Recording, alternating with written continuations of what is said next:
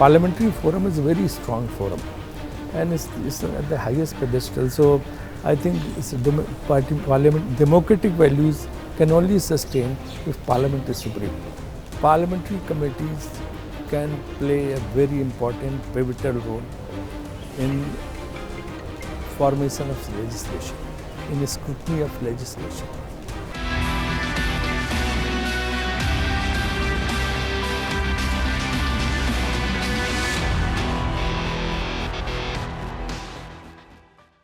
Hello and welcome viewers. You're watching the flagship show of Sansad TV, your MP with your host Kriti. And joining us today is a very special guest, member of the Upper House of Parliament, Mr. Rajeev Shukla. So welcome to Sansad TV and thank you so much for joining us. Thank you. 2000 to 2018, 3 terms. Currently the 4th term. Of course we'll talk about your parliamentary life, but let's begin talking about your political life. We all know you've been a journalist par excellence. How did the political journey begin? Well, it started in 2000. I was not having any idea of getting into politics, but in 2000, one friend of mine who was heading a small political party in UP, he gave me an offer that why don't you contest a Rajya Sabha election. I said, you have got not enough MPs, enough MLAs to elect me. So he said, no, we will definitely speak to other political parties also, and you will be elected. So first I didn't believe him. Then I took a chance, and I was a journalist. I had completed my 20 years in journalism. I was editor of Sunday Observer by then, and then I took a plunge into politics. When I went there, filed my nominations, then I realized that there were not enough MLAs to get elected. Then I spoke to various political parties and different small groups. They all agreed, and I was polled the highest vote in 2000. That record had to be broken of Rajya Sabha from UP. So I polled around 51, 52 votes. So nobody has got it. In that election, Rajnath Singh ji was also contesting, Sushma Swaraj ji was also contesting, not many others. They also got elected, but I was polled the highest number of votes. That's how it started. And then in 2006, in between I joined Congress party because Congress was in a difficult situation, and it looked as if they will not come back into power. Vajpayee ji will be re-elected. But then I thought I must go, since I was maintaining best relations with Rajiv Gandhi ji. So I went to Sonia ji, said I want to join. He said, why you want to join my party? He said, now, we are in a position, there is nothing to offer. He said, that's why I want to join you. So she immediately spoke to Ahmed Patel, and after that I joined. In 2006, she re-nominated me from Maharashtra. And then in 2012, I was Minister for Parliamentary Affairs and Planning. So third time I was re-nominated from Maharashtra. That's how it started, 2018. There was a gap of 4 years, and now again I've been re-elected for 4 terms from Chhattisgarh. So of course, talking about your journalistic career, you were at the helm of affairs. Was it a difficult choice to make, the political plunge? Or you were always ready for your political life? No, it's really difficult. Nowadays, doing politics is not an easy thing. That's true. So, and for a journalist, it's very difficult because he has covered the whole political scenario of politicians from other side of the fence. Now, getting into the other side of the fence and joining politics and getting covered is something which really, it makes very difficult for a journalist to become a politician that way. That's why not many journalists have become politicians.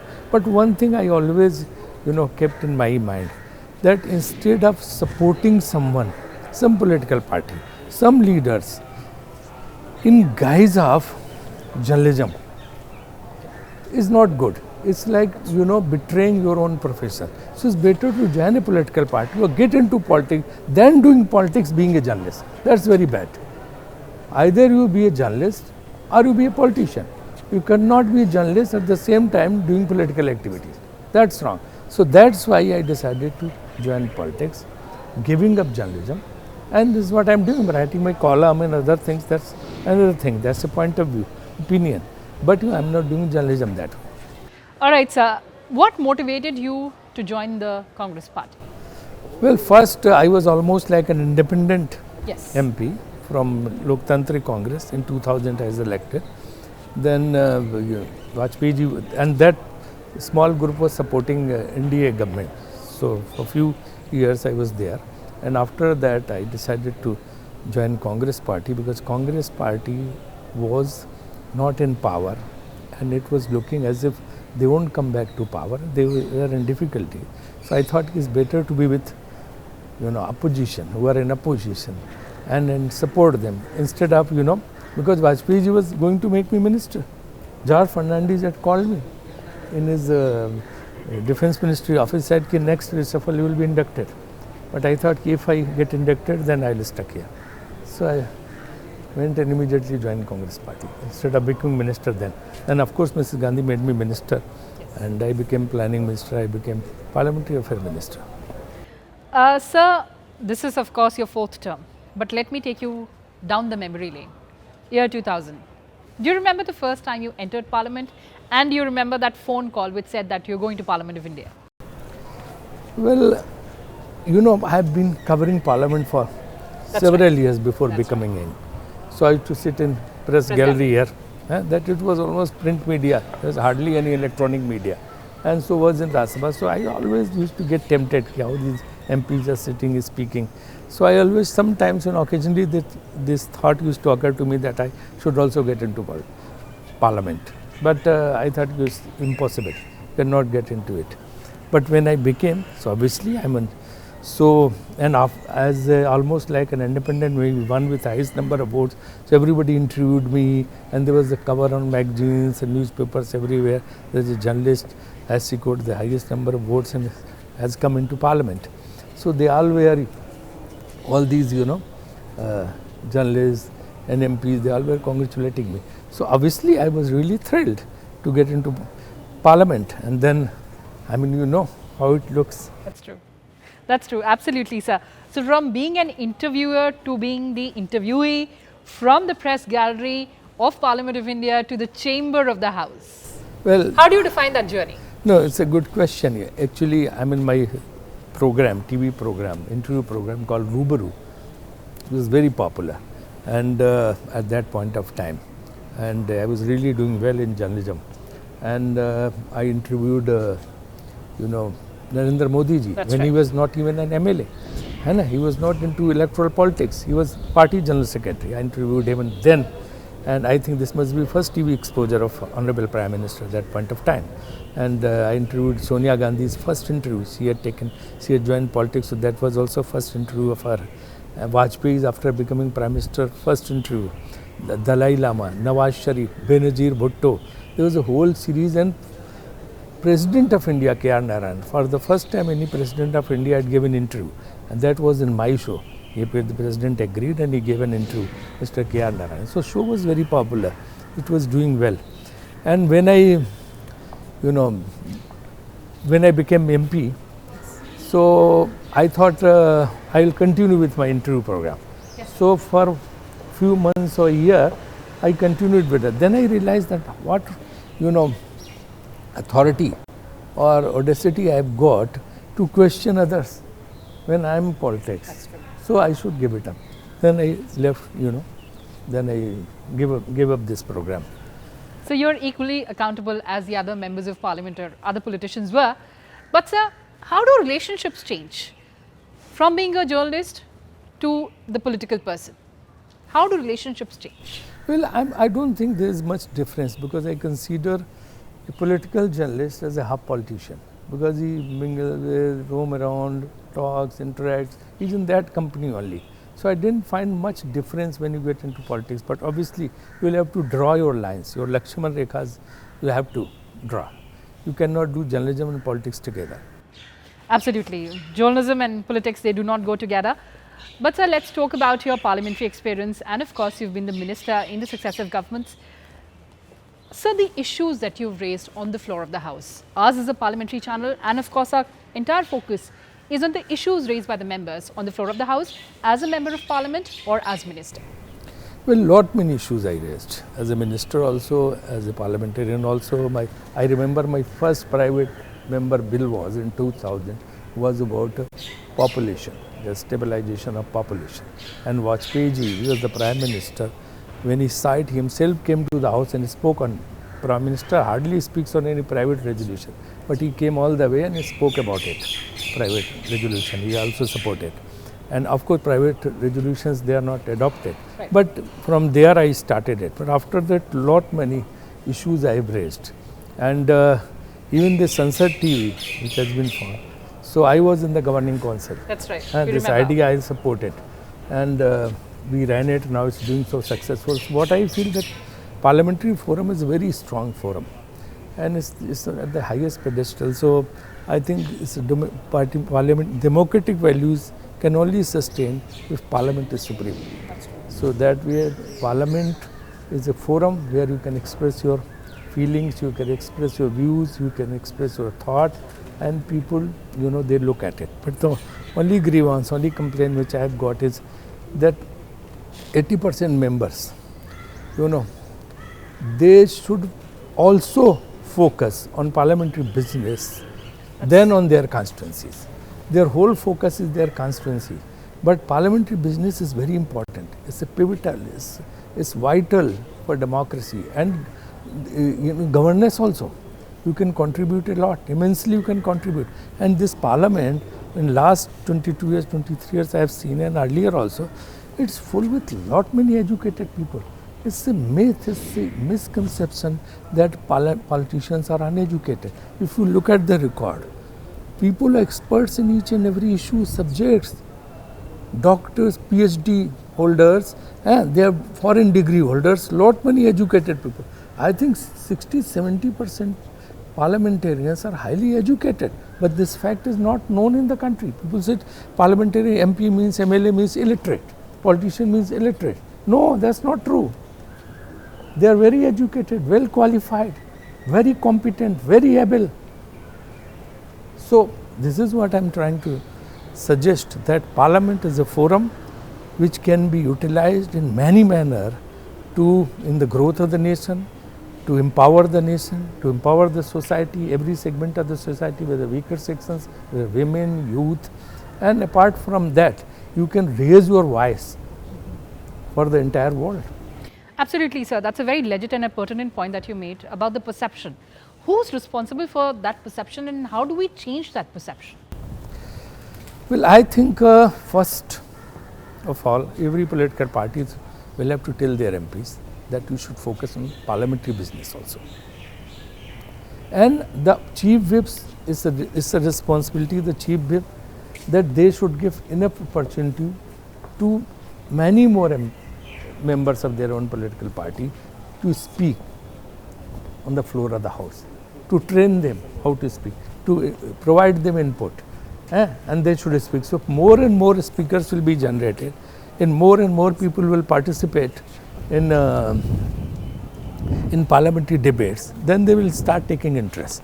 I'll tell you one thing. Since I was parliamentary affairs minister, so my job was to list the bills and to get the bills passed. So my guru was Pranab Mukherjee, because Manmohan Singh ji was the prime minister. For every political thing, any issue, anything, used to send me to Pranab Babu, that you go and discuss with Pranab Mukherjee. And Pranab Mukherjee used to guide me. So when I became parliamentary affairs minister, he told me, Rajeev, you know what is the secret of a successful parliamentary affairs minister? I said, what?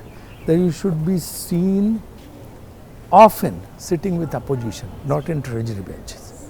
You should maintain the best relationship with the opposition. You should be very friendly with opposition, and success, the yardstick of the success is not how many debates you had in parliament, you were able to, organize debates in parliament.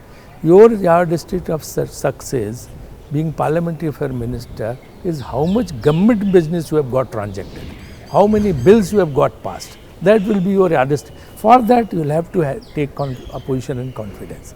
And running the parliament is the job of the government. They should ensure, they should take the initiative. Onus goes on government to ensure that parliament is smoothly run. So all these things are there, so you should be interested. So Arun Jaitley ji was the leader of opposition, Sushma Swaraj was the leader of opposition. I worked with them. Anna Hazare movement, we got it resolved here in parliament. Lot many, so I can tell you hundreds of stories how we worked those days. I used to maintain best relationship with the opposition. in one of the meetings of, and Sushma Swaraj also said when she came into power in 2014, that, so I was told by several NDA member that we should have a parliamentary affair minister like Rajeev Shukla, who used to give respect to all opposition leaders. So that kind of, I mean, I think that is the job in parliament. The role of the government completely gets changed. Tell me one thing, what opposition has got? Nothing. They are not in power. They don't have office. They can't sign any file. They can't take any decision. The only weapon which they have got is to speak in parliament. This is the only thing which opposition has got. So that much space, any government, irrespective of who is in power, whether I am in power, they are in power, should be given to opposition. So I always used to have an understanding before 2 o'clock. You can raise as many issues you can have debate and everything. After 2 o'clock, give me 2 hours to get my government business transacted. This is what I used to do as parliamentary fellow. Right, sir. But sir, as a parliamentary reporter, and I'm sure our viewers as well, would like to know an interesting story that you remember that is deeply etched in your mind about Parliament when probably you were the Parliamentary Affairs Minister or as a Member of Parliament. Any one special story that you'd like to share with us? Well, when this Anna Hazare agitation was going on and there was a storm in Parliament, for many days we were not able to run Parliament. Massive hangama in both the houses of Parliament. It was very difficult. Finally, one day Vilasrao Deshmukh ji, he came to me, he said, I know Anna Hazare very well. So I can talk to him. And he is not that kind of person. If I talk to him, then he will definitely agree to something. So since then, I mean, Prime Minister and others were not aware that, we should have a communication to Anna Hazare. This is, disclosing it for the first time. Fantastic, sir. Yeah, we are very happy. So I told this to Manmohan Singh ji immediately. So he said, why don't you call him? So he was called. Well, that's what he said. Then he went to Anna Hazare, and I mean, not openly, but and secretly he met him. Okay. Behind his Satyagrah, this podium, and Vilasrao Deshmukh had an interaction with him, and he gave some proposal. Okay, if this is acceptable, then I will give up my dharna. So he came and gave it to him. So government said ki, these things are not, acceptable, but this thing is acceptable. So why don't you go and again talk to him? So he again went and he agreed on that. So he brought a proposal. With that proposal, then the issue was how to convince opposition. Right. So I was told to talk to Jaitley ji and Sushma Swaraj ji. I went to both of them. Okay. And I said, Prime Minister, send me. If you want any amendment, you can do it, he said. But this is the proposal. So he saw the proposal, 1 or 2 minor corrections he did. And so was Sushma ji. And after that, it was approved. So I told them that why don't you come to Prime Minister's room? Okay. And we should agree on this proposal. So both the leader of opposition, they came to Prime Minister's room, Manmohan Singh's office, and others also came there, other leaders. And finally, proposal was approved and Pranab Mukherjee read it in the house.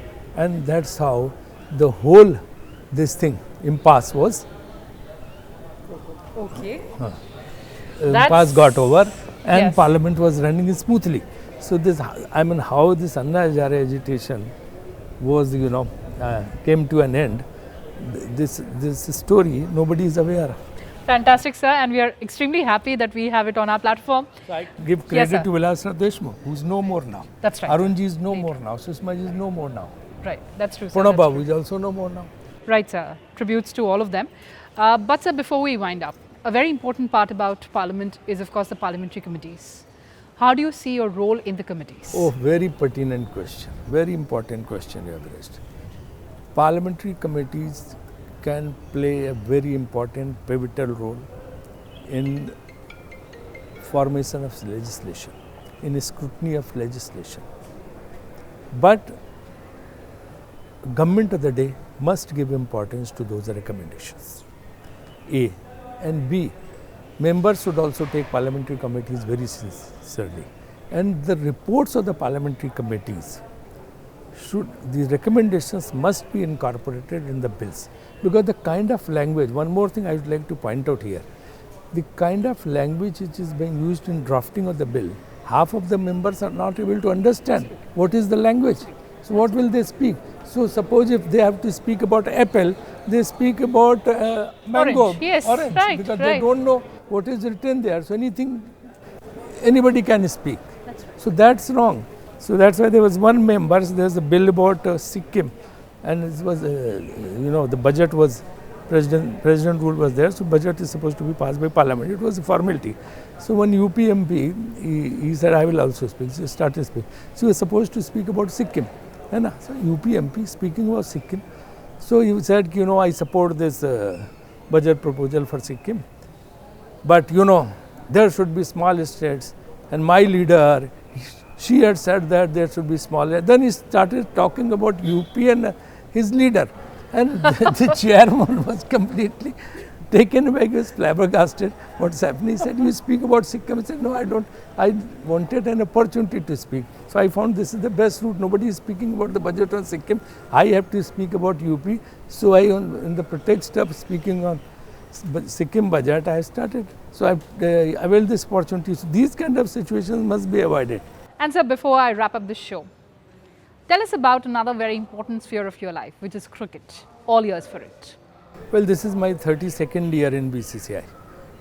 All through, I've contributed a lot as far as Indian cricket is concerned. And those rare moments when from Lord's balconies, Sourav Ganguly had, he had tried his T-shirt. I was the manager of that team, standing next to him. Not many success stories are there as far as Indian cricket is concerned. But as far as the parliamentary cooperation is concerned, political cooperation is concerned, I would like to highlight it today. When there was a complete thaw as far as Indo-Pak cricket relations were concerned, and we took an initiative, and our team was supposed to go to Pakistan, but our players were very scared of the security arrangements there. So Mr. Dalmia told me that why don't you talk to Musharraf, and if he takes a guarantee of providing the foolproof security, then we will organize the tour. So I went and spoke to Musharraf. He said, I'll give you the security to an extent of what is being provided to the President of Pakistan. And I, with folded hands, I will go to all the spectators in all the stadiums to cheer for Indian team. This promise he had given. I told Mr. Dalmia. So he agreed to send the team. And but our players were reluctant. Sachin Tendulkar, they all were playing in Australia. So Sachin called me that our families are very worried because what will be the security situation in Pakistan, because recently there was an attack on President's cavalcade itself. So then I again spoke to government. They organized a briefing by the intelligence security people at Taj Mahal Singh for the Indian team. And in between, there was some reservations within the government. So Advani ji was the home Deputy Prime Minister. So there were some reservations. Then I spoke to Vajpayee ji. He said, Ki now I am giving go ahead for this tour. Okay. And you bring Team India here over a cup of tea. So the Team India went to Prime Minister house, and he told to Sourav Ganguly was the captain कि match तो जीतना ही है, उन लोगों के दिल भी जीत के आने. Okay. He told, Vajpayee ji told to Sourav. Or that was the most successful tour. Yeah. And I can tell you that was the beginning of a golden era of Indo-Pak relations. Because not many Indians, they went to Pakistan, and they were the kind of gestures Pakistani people they showed towards them. कोई मुफ्त में उनको taxi में बैठा रहा, कोई मुफ्त में दुकानदार उनको सामान दे रहा, खाने पे बुला रहे हैं, इसका ट्रेड खुल गया, मोबाइल फ़ोन चालू हो गया, सब कुछ तो हो गया. उसके बाद इतनी दोस्ती, इतने डेलीगेशन, सब कुछ होने लगा. That all started with that one tour of India Pakistan. Right. So Rahul Gandhi, Priyanka Gandhi, they also went to Karachi for that tour. Jetli ji was there in Lahore match. Brijesh Mishra, all these people, ministers, they all went, and there was a perfect bonhomie in the relationship between the two countries. But unfortunately, because of certain wrong elements in Pakistan, this Mumbai attack, whole relationship gone into vain. There's a complete mistake of Pakistan establishment. That's true. If that had not happened, I think this golden era of Indo-Pak relations would have continued. Sir, fantastic speaking to you. Pleasure that we shared your political journey and your parliamentary journey on Sansad TV. Thank you. So Thanks much for a joining lot us. to Sansad TV. I think it's the most successful project which we had initiated, and I think I wish all the best for Sansad TV. Thank you so much, sir. Gratitude from Sansad TV. Well, viewers, that's all we had for you in this edition. Thanks for watching and stay tuned to Sansad TV. Goodbye for now from my side.